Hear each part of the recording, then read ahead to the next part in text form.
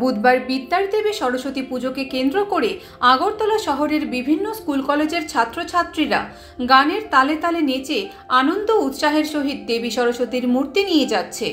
ব্রহ্মার মানসকন্যা দেবী সরস্বতী, তার এক হাতে বীণা, অন্য হাতে পুস্তক।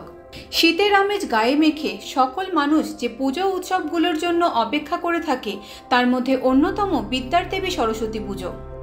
স্কুল, কলেজ, বিভিন্ন শিক্ষা প্রতিষ্ঠান থেকে শুরু করে বাড়িতে বাড়িতে, পাড়ার ক্লাব থেকে বিভিন্ন জায়গায় বিদ্যার দেবী সরস্বতী পুজোর আয়োজন করা হয়।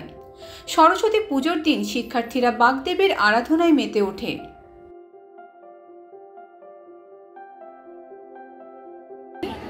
সকাল ৮ ঘটিকায় আমাদের পুষ্পাঞ্জলি আয়োজিত হয়েছে এবং দুপুর ১টা ঘটিকায় আমাদের প্রসাদ বিতরণের আয়োজিত হয়েছে। সকলকে সাদর আমন্ত্রণ জানাচ্ছি আমাদের এই উইমেন্স কলেজের থেকে।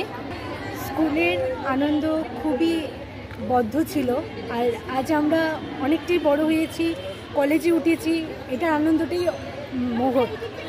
তো পার্থক্য বহুত, এটা বলার মতো না। ত্রিপুরা থেকে বিক্রম কর্মকারের report, U Bangla TV. U Bangla TV, হৃদয় ছুঁয়ে যায়।